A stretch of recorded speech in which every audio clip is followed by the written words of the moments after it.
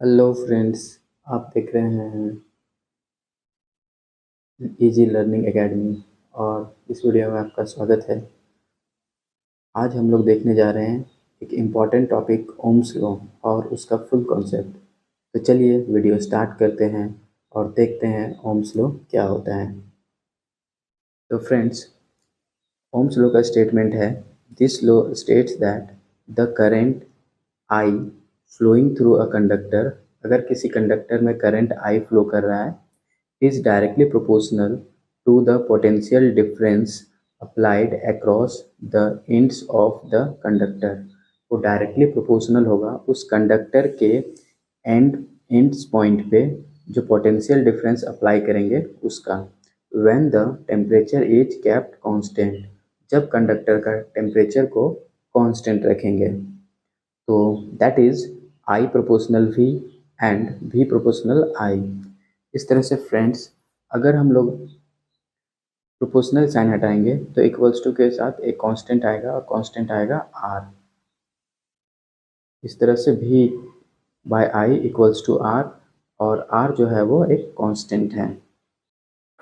Where R is known as a resistance of the conductor, R को conductor का resistance कहते हैं। It depends upon the length, shape and nature of material of the conductor.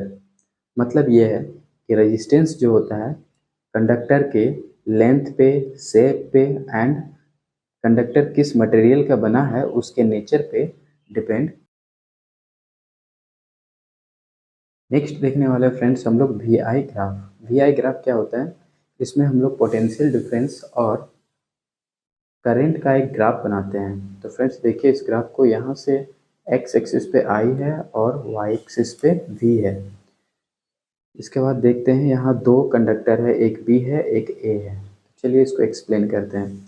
If V I graph for the two conductor A and B is shown in the figure, अगर figure में A और B दो conductor का we I graph show किया गया है, then the slope of graph V by I equals to are.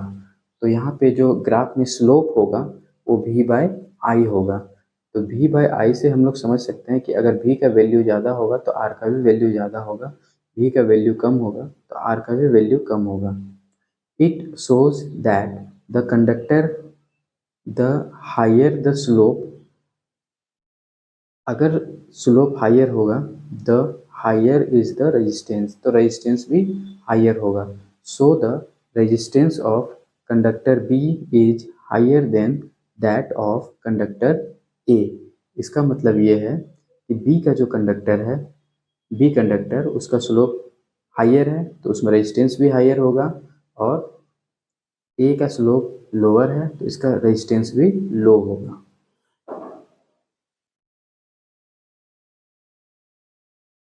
Next है friends, notes में हम लोग देख सकते हैं कि according to Ohm's law the graph between current and potential difference is linear. मतलब ये है कि ओम्स लॉ के अकॉर्डिंग करंट और पोटेंशियल डिफरेंस का जो ग्राफ बनता है वो लीनियर बनता है।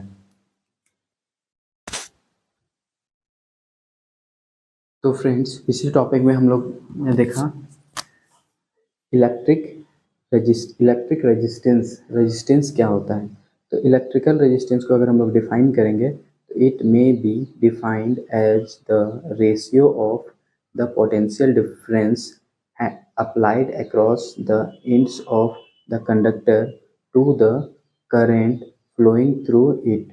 इसका मतलब ये है कि किसी कंडक्टर में जो भी दो एंड्स के बीच में पोटेंशियल डिफरेंस अप्लाई कर रहे हैं और जो करंट फ्लो हो रहा है उसी के रेशियो को बोला जाता है electrical resistance, that is R equals to V by I. और इसका एसआई यूनिट देखेंगे तो ओम होगा या बोल सकते हैं वोल्ट पर एम्पियर। और अगर डायमेंशन देखेंगे तो potential difference by current, potential difference का फॉर्मूला हो सकता है वर्क डन बाय चार्ज, और नीचे जो है वो करंट है वर्क डन बाय चार्ज। तो वर्क डन का डायमेंशन होता है mL/t-2 और चार्ज का डायमेंशन होता है AT और करंट का A। इस तरह से इसको सॉल्व करेंगे तो Ml2 T ऊपर चला जाएगा, T-3 A-2 हो जाएगा। नेक्स्ट टॉपिक है फ्रेंड्स रेजिस्टिविटी और स्पेसिफिक रेजिस्टेंस। तो ये क्या है, चलिए समझते हैं। The resistivity of the material of a conductor, मतलब किसी कंडक्टर के मटेरियल का resistivity is defined as the resistance, उसको रेजिस्टेंस की तरह डिफाइन कर सकते हैं, of a unit length with unit area of cross section of the conductor. अगर उस कंडक्टर का लेंथ को यूनिट लेंगे और एरिया ऑफ क्रॉस सेक्शन जो होता है उसको यूनिट लेंगे, तो हम लोग रेजिस्टिविटी को रेजिस्टेंस की तरह डिफाइन कर सकते हैं। इस तरह से इसका फॉर्मूला होता है rho equals to R A by L. और अगर इसका एसआई यूनिट देखेंगे तो रो आर के लिए ओम, एरिया के लिए मीटर स्क्वायर और लेंथ के लिए मीटर।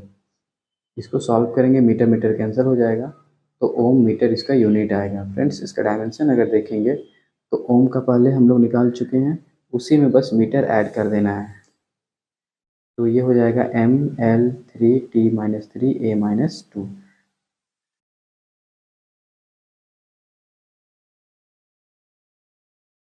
नोट्स ये है इसमें कि resistivity of a conductor depends upon the nature of the material.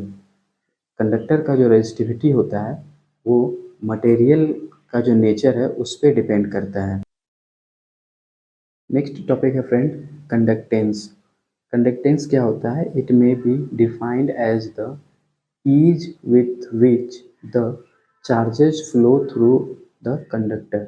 मतलब ये है कि किसी कंडक्टर में कितना आसानी से करंट फ्लो हो सकता है, उसी को बोलते हैं हम लोग इंडक्टेंस।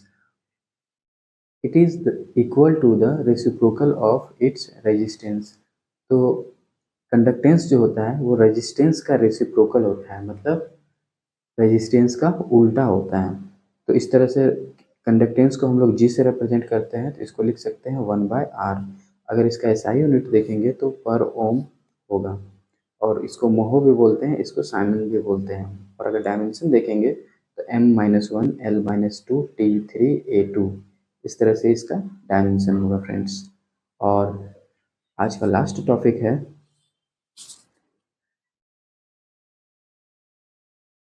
Electrical conductivity. तो फ्रेंड्स इलेक्ट्रिकल कंडक्टिविटी क्या होता है वो देखते हैं। तो it may be defined as the reciprocal of resistance of the conductor. मतलब ये है कि कंडक्टर का जो रेजिस्टिविटी होगा उसके रेसिप्रोकल को हम लोग बोलेंगे इलेक्ट्रिकल कंडक्टिविटी। और इलेक्ट्रिकल कंडक्टिविटी को हम लोग रो से रिप्रेजेंट करते हैं, सॉरी सिग्मा से रिप्रेजेंट करते हैं। तो ये सिग्मा हो जाएगा 1/रो। इलेक्ट्रिकल कंडक्टिविटी को हम लोग सिग्मा से रिप्रेजेंट करते हैं, तो सिग्मा इक्वल्स टू हो जाएगा 1/रो। ऐसा यूनिट होगा पर ओम पर मीटर और साइमन पर मीटर, एंड डायमेंशन होगा M-1 L-3 T3 A-2। इस तरह से फ्रेंड्स इसका डायमेंशन होगा। तो फ्रेंड्स आज के इस वीडियो में इतना ही। अगर वीडियो आपको अच्छा लगे तो प्लीज़ चैनल को सब्सक्राइब कीजिए, लाइक कीजिए और कमेंट्स भी कीजिए और फ्रेंड्स तक इसको पहुंचाइए।